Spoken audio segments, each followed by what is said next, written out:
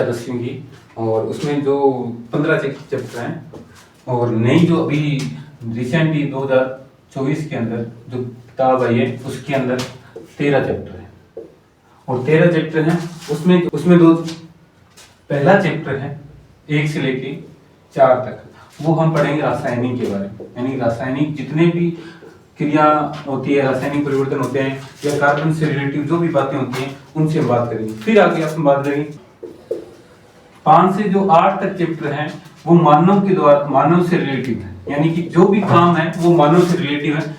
इसमें क्या होगा कि हम अपने दैनिक जीवन में जो भी काम होते हैं, जैसे पाचन के बारे में, मानव के शरीर के बारे में, हार्मोन्स के बारे में बात करेंगे, उसके बारे में बात करेंगे। उसके बाद में 8वां जो पार्ट है वो हमारा है आनुवंशिकता के बारे में, आनुवंशिकता के बारे में जो मानव से रिलेटिव है। उसके बाद हम बात करेंगे 9 से लेके जो अपना 12वां चैप्टर है वो अपन विद्युत से रिलेटिव है, जितने भी हैं वो क्या है, विद्युत से रिलेटिव, यानी कि फिजिक्स के से रिलेटिव। फिर अब आगे हम बात करेंगे, देखो 9वें पाठ में, 10वें पाठ में, 11वें पाठ में, 12वें पाठ में। उसके बाद तो अपना लास्ट ओनली 13वां चैप्टर है वो अपना पर्यावरण से रिलेटिव, ठीक है। इसमें देखो अब ये सारा जो मैटर है वो अपना 80 नंबर का आएगा, ठीक है, और 20 नंबर हमारे स्कूल से भेजे जाएंगे, ठीक है। और इसमें अलग अलग चैप्टर का अलग अलग अंक बार है जो 2023 और 24 के अनुसार हम पढ़ेंगे, ठीक है। और इसके अंदर क्या है कि देखो, जो हम सबसे स्टार्टिंग बात करेंगे पहले चैप्टर की। पहला चैप्टर क्या है अपना, हम बात करते हैं, देखो पहले पार्ट का नाम अपने रासायनिक अभिक्रिया एवं समीकरण। उसमें सबसे पहले हम बात करेंगे, देखो रासायनिक अभिक्रियाएं क्या है। उससे पहले हम ये बात करेंगे कि रासायनिक परिवर्तन क्या होता है, यानी कि हम बात करेंगे बदलाव के बारे में। परिवर्तन कितने प्रकार के होते हैं, देखो भौतिक जीवन में हमारे पास वैसे 2 प्रकार के, दैनिक जीवन में 2 प्रकार के परिवर्तन होते हैं। पहला परिवर्तन हम बात करें वो होता है भौतिक परिवर्तन, और दूसरा होता है रासायनिक परिवर्तन। भौतिक परिवर्तन देखो हम इन दोनों के उदाहरण देखेंगे। देखो सबसे पहले बात कर लेते हैं कि जैसे भोजन का बनना, दूध का दही जमना, ठीक है। फिर हम बात करते हैं पानी का भाप में बदलना, पानी का बर्फ में बदलना। ये सारे के सारे देखो दैनिक जीवन में होने वाले परिवर्तन है। देखो एक और बात बताएं, जैसे अंगूर का किण्वन होना, ठीक है, शराब का बनना। ये सारे के सारे जो परिवर्तन होते हैं वो दैनिक जीवन में हमारे साथ में घटते हैं। उसमें देखो हम ऐसे परिवर्तन होते हैं जो हम 2 प्रकार से नाम विभाजित कर सकते हैं। पहला बात करें तो भौतिक परिवर्तन, और दूसरा बात करते हैं रासायनिक परिवर्तन। देखो भौतिक परिवर्तन के अंदर क्या क्या गुण होते हैं, देखो क्या बातें होती हैं उसके बारे में बात करते हैं। सबसे पहले देखो भौतिक क्या होता है, तो ऐसे परिवर्तन जिनके अंदर हमारे गुणों में परिवर्तन नहीं होता। उसके जो मूल गुण होते हैं, जैसे पानी है, वो पानी किस लिए आता है, पानी पीने के लिए काम आता है, तो पानी का जो गुण होता है वो परिवर्तित नहीं होता। जैसे भाप बनेगी तो कई बार सर्दियों में हम क्या करते हैं, गर्म पानी करके और उसके क्या करते हैं, सेवन करते हैं, तो नाक वगैरह सही हो जाती है। तो उससे हम उस परिवर्तन को हम क्या कहते हैं, भौतिक परिवर्तन, जो हम देख सकते हैं। यानी कि अगर देखें तो जल से भाप बन जाए तो हमें ये परिवर्तन होते हुए देख सकते हैं। लेकिन ऐसे परिवर्तन जो हमें देख नहीं सकते, उनके जो मूल गुण होते हैं वो चेंज हो जाते हैं, उनके अंदर हम क्या कर सकते हैं, रासायनिक परिवर्तन करते हैं। दूसरी बात, आकार में परिवर्तन होना, आकार में परिवर्तन होना, ये भी हम कह सकते हैं ये परिवर्तन है, ठीक है, ये बदलाव। लेकिन ये कौन सा परिवर्तन हो गया, भौतिक, ठीक है। फिर आगे देखते हैं, फिर देखिए अवस्था में परिवर्तन होना, सबसे बड़ी बात है अवस्था में परिवर्तन। ये परिवर्तन भी हम भौतिक परिवर्तन के अंतर्गत आता है। इसमें क्या होता है कि हम भौतिक अवस्था में परिवर्तन, भौतिक अवस्था में परिवर्तन क्या होता है, जैसे द्रव का ठोस में बदलना, द्रव का ठोस में बदलना, और ठोस का द्रव में बदलना। ये सारे के सारे परिवर्तन है वो क्या हो गया, अवस्था में परिवर्तन हो गया। जैसे गैस का द्रव में बदलना, जैसे बात कर लेते हैं, देखो जैसे अभी बात करते हैं जल का वाष्प में बदलना, वाष्प। इधर बात करें तो जल का क्या बन गया, बर्फ बन गया, ठीक है। और वापस बर्फ से हम जल बना सकते हैं, और जल से क्या बना सकते हैं, वाष्प से क्या बना सकते हैं, जल बना सकते हैं। ये क्या हो गया, अवस्था में परिवर्तन। तो ये बर्फ है वो क्या हो गया, ठोस अवस्था होगी, जल क्या हो गया, द्रव अवस्था होगी, और वाष्प क्या हो गया, गैस अवस्था होगी। ये परिवर्तन हो गए, वो कौन से हो गए, भौतिक परिवर्तन हो गए। अब हम बात करेंगे रासायनिक परिवर्तन। इनमें क्या होता है, देखो इनमें एक और नाम आता है उसका नाम होता है ताप में परिवर्तन। जैसे बात कर लेते हैं दूध को हम क्या करते हैं, पहले दूध निकालते हैं, उसके बाद में उसको गर्म करते हैं, फिर उसका ठंडा करते हैं। तो ये परिवर्तन कौन सा हो गया, भौतिक परिवर्तन। यानी कि दूध के जो मूल गुण हैं वो चेंज नहीं आते, यानी उनमें बदलाव नहीं होता। ठीक है, ये जो परिवर्तन होता है वो कौन से परिवर्तन हो गए, भौतिक परिवर्तन। अब हम बात करेंगे रासायनिक परिवर्तन के बारे में। जैसे अगर मैं उदाहरण लेता हूं,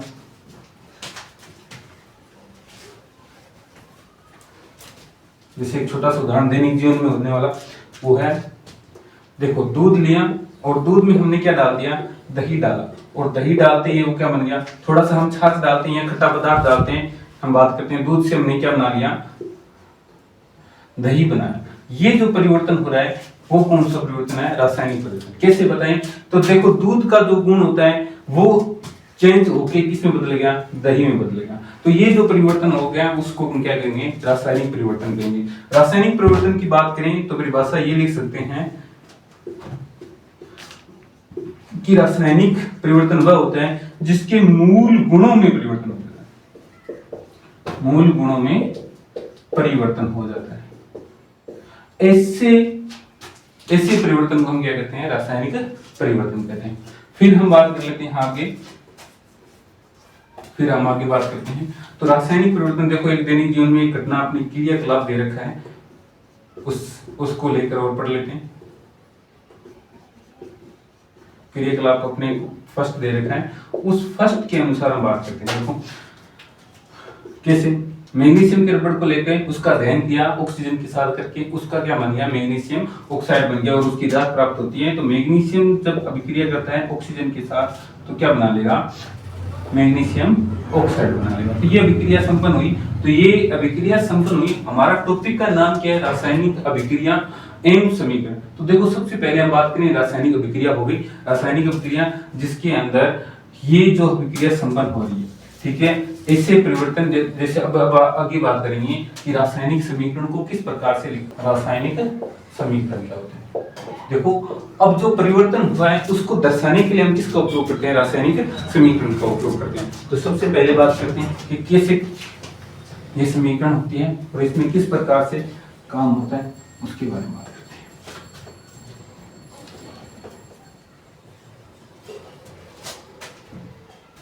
देखो अभी मैंने बात की थी क्रियाकलाप में, तो मैग्नीशियम के रबड़ को हमने किसके साथ में, ऑक्सीजन की उपस्थिति में क्या किया, जलाया। तो हमारे पास क्या प्राप्त हुआ, मैग्नीशियम ऑक्साइड। ठीक है, तो मैग्नीशियम ऑक्साइड को हमने जलाया है ऑक्सीजन की उपस्थिति में, तो क्या हमें प्राप्त हुआ, मैग्नीशियम ऑक्साइड प्राप्त हुआ और इस श्वेत रंग का क्या बनता है, हमें चूर्ण बनता है। ठीक है, उसके बाद देखो, अब देखो हमें ये जो लिखने के लिए जो चीजें उपयोग की जाती हैं, तो सबसे पहले बात करें तो यहाँ पे देखो ये और ये दो चीजें हैं, वो क्या है, अभिकारक। ये और ये क्या है, अभिकारक। और ये क्या है अपने पास, मैग्नीशियम ऑक्साइड, ये हमारे पास क्या है, उत्पाद। ठीक है, अब देखो अभिकारक और उत्पाद के बारे में बात करते हैं। देखो सबसे पहले बात कर लेते हैं अभिकारक क्या होता है। इन दोनों में क्या होंगे, परिवर्तन।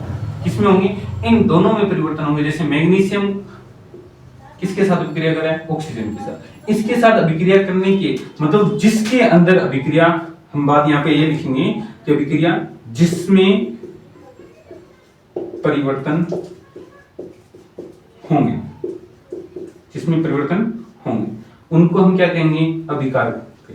इसमें एक अभिकारक हो सकता है, दो हो सकता है, तीन हो सकते हैं, या बहुत सारे हो सकते हैं। अब बात कर लेते हैं कि उत्पाद क्या होता है। उत्पाद होता है कि परिवर्तन होने के बाद, परिवर्तन होने के बाद बनने वाला पदार्थ, वो क्या कहलाता है, उत्पाद कहलाता है। जैसे इसमें बात कर लेते हैं, तो यहाँ पे मैग्नीशियम अभिकारक हो गया, ऑक्सीजन भी क्या हो गया, अभिकारक हो गया। तो उत्पाद हमें क्या मिला, मैग्नीशियम ऑक्साइड। ठीक है, तो अब देखो इसमें अब ये रासायनिक समीकरण, तो रासायनिक अभिक्रिया को लिखने के लिए किसका उपयोग किया जाता है, रासायनिक समीकरण का उपयोग किया जाता है। यहाँ पे हम हेडिंग लगा के लिखते हैं अभिकारक क्या होता है। तो इसकी जो परिभाषा है वो क्या होगी कि वे पदार्थ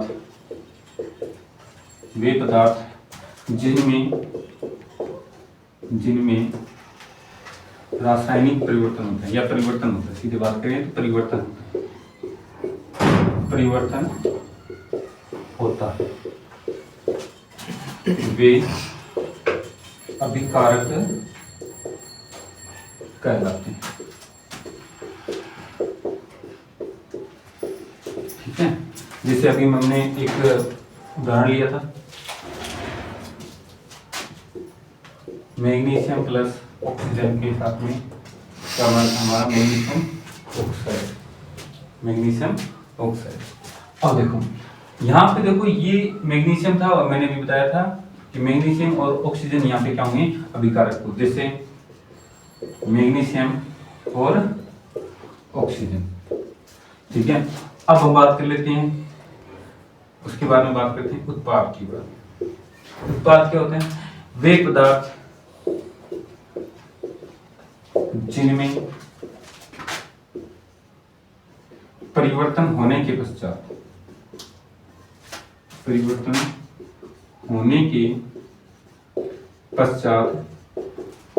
प्राप्त होते हैं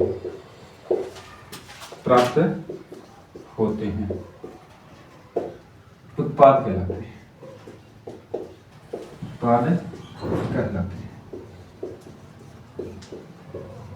जैसे इसके अंदर बात करें तो मैग्नीशियम ऑक्साइड। देखो हमने उत्पाद की बात कर ली। अब उत्पाद की बात करने के बाद हम ये देखेंगे कि ये जो मैग्नीशियम अभिकारक है और इधर उत्पाद है, इनको लिखते कैसे हैं। ठीक है, और लिखते हैं तो इसके बारे में देखो हम बात कर लेंगे। देखो ये वाला साइड है वो हमारा कौन सा पक्ष हो गया, दायां पक्ष हो गया, और ये वाला कौन सा पक्ष हो गया, हमारा बायां पक्ष हो गया। तो इधर देखो हम बात करेंगे तो ये हो गया आरएचएस साइड और ये कौन सा हो गया, एलएचएस साइड। और इन दोनों के बीच में जो तीर का निशान है वो हमेशा किसकी तरफ रहेगा, हमेशा उत्पाद की तरफ रहेगा। किसकी तरफ रहेगा, उत्पाद की तरफ रहेगा। ठीक है, और इसके अंदर देखो इसके महत्व क्या होंगे। इसके महत्व ये होंगे कि जब भी हम कोई चीज लिखेंगे अभिक्रिया को लंबे टाइम तक बताने के लिए हम किसका उपयोग करते हैं, समीकरण का उपयोग करते हैं। तो देखो यहाँ पे समीकरण को लिखने के लिए दो तरीके अपने पास। कौन से समीकरण के, रासायनिक। ये बात समझ में आ गई ना मेरा। देखो यहाँ पे देखो इधर देखेंगे ये अभिकारक है, ये अभिकारक होंगे, और देखो तीर का निशान हमेशा किस तरफ रहेगा, उत्पाद की तरफ रहेगा। और रासायनिक समीकरण को लिखने के लिए, रासायनिक समीकरण को लिखने के लिए अपने पास दो तरीके होते हैं। शब्द समीकरण। देखो शब्द समीकरण क्या होता है। अब अभिकारक में जितने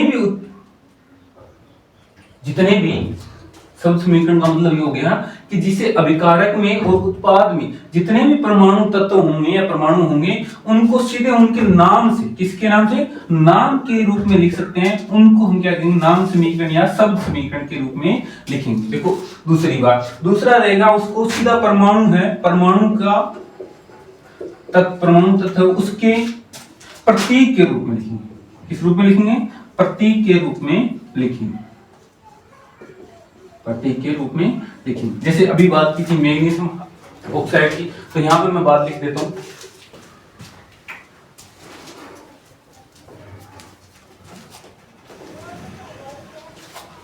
तो यहां पे बात करते हैं, यहां लिखेंगे, देखो क्या लिखेंगे, मैग्नीशियम, मैग्नीशियम, मैग्नीशियम प्लस में क्या लिखा था, ऑक्सीजन, ऑक्सीजन। तो और आगे क्या बनेगा, मैग्नीशियम ऑक्साइड।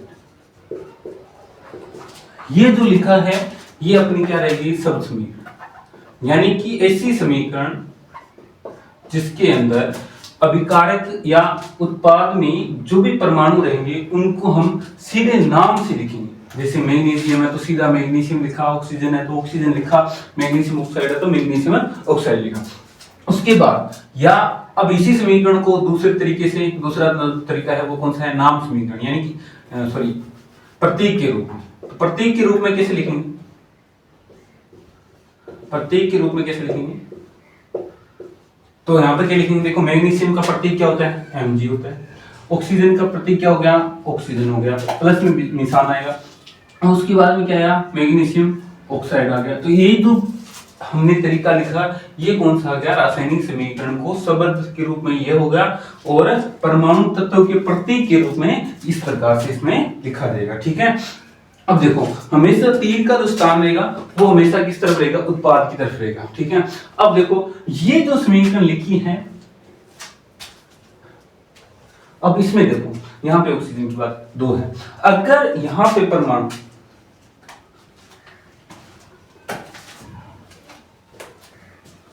अगर यहां पे परमाणु है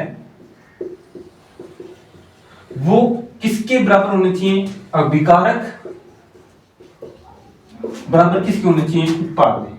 यानी कि दोनों तरफ अगर परमाणु क्या होंगे, बराबर होंगे, तो हम उस समीकरण को क्या बोलेंगे, संतुलित समीकरण बोलेंगे। इस समीकरण को हम क्या बोलेंगे, संतुलित समीकरण बोलेंगे। अगर ये बराबर नहीं है तो इसको हम क्या कह सकते हैं, 3 नाम से जानते हैं। पहला नाम हो गया ढांचा समीकरण, दूसरा नाम हो गया कंकाली समीकरण, और तीसरा इसको क्या बोल सकते हैं, असंतुलित समीकरण बोल सकते हैं। यानी इसको 3 नाम से जाना जाता है। तो हम पहले सबसे पहले बात कर लेते हैं संतुलित समीकरण की क्या होती है। ये तो बात समझ में आ गई ना, शब्द समीकरण क्या होती है, अगर परमाणुओं को सीधे नाम के रूप में लिखा जाए तो उन समीकरण को हम क्या कहेंगे, शब्द समीकरण कहेंगे। दूसरी बात, दूसरी जो समीकरण है वो हमारी कौन सी आ गई, शब्द समीकरण, सॉरी प्रतीक के रूप में। तो प्रतीक के रूप में ऐसी समीकरण जिनको परमाणु के प्रतीक के रूप में लिखा जाए उनको हम क्या कहेंगे, प्रतीक समीकरण कहेंगे।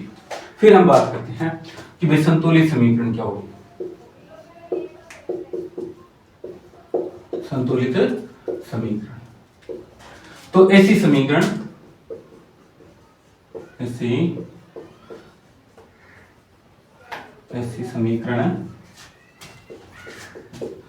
जिसमें अभिकारक तथा उत्पाद में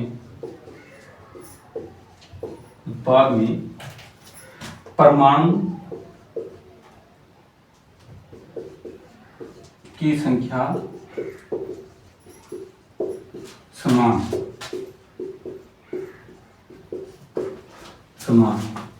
तो इस समीकरण को हम क्या कहेंगे, संतुलित समीकरण। तो इसे संतुलित समीकरण कहलाती है,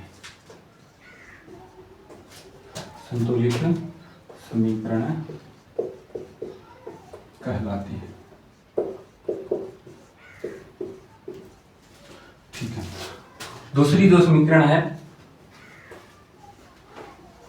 वो अपनी कौन सी है, ढांचा समीकरण बोलते हैं इसको, या इसको क्या बोल सकते हैं, कंकाली समीकरण बोल सकते हैं, या इसको हम बोल सकते हैं असंतुलित समीकरण। इसको 3 नामों से हम जान सकते हैं।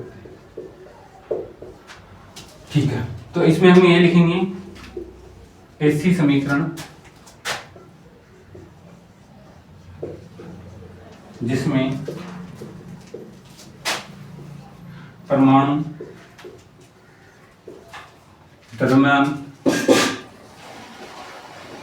द्रव्यमान या परमाणु की संख्या समान न है, तो ऐसी समीकरण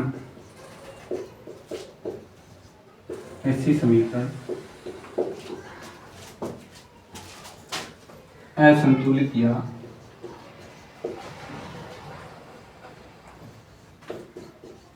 असंतुलित समीकरण कहलाती है।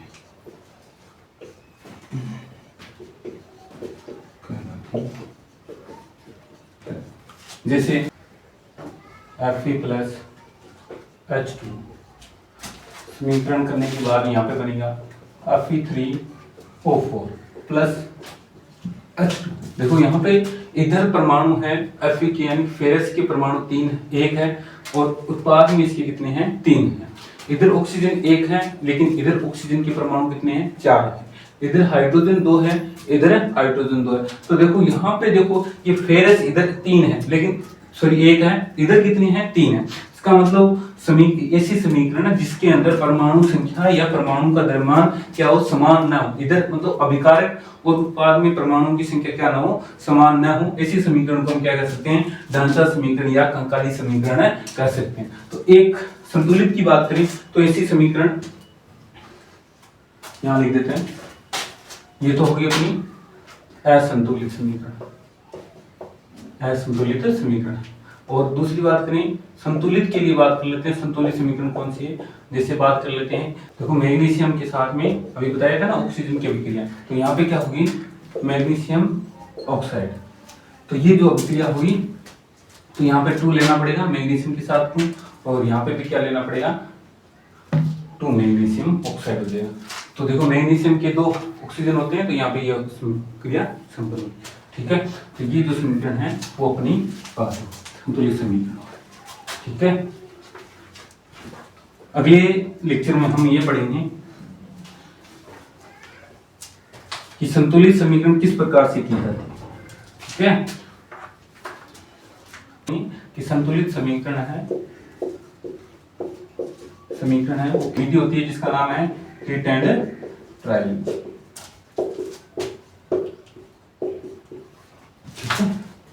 Hit and trial. उसके बाद अगला जो अपना टॉपिक रहेगा वो रहेगा अपना अभिक्रिया भौतिक अवस्था के बारे में, कि भौतिक अवस्था को समीकरण में पदार्थों को दर्शाने के लिए भौतिक अवस्था के रूप में किस प्रकार से रहेगा, वो हम अगले लेक्चर पढ़ेंगे। फिर अगला लेक्चर जैसे आगे आगे टॉपिक चलते रहेंगे वैसे आगे बढ़ते जाएंगे। तो आज के लिए इतना ही, मिलते हैं नेक्स्ट क्लास में। ठीक है।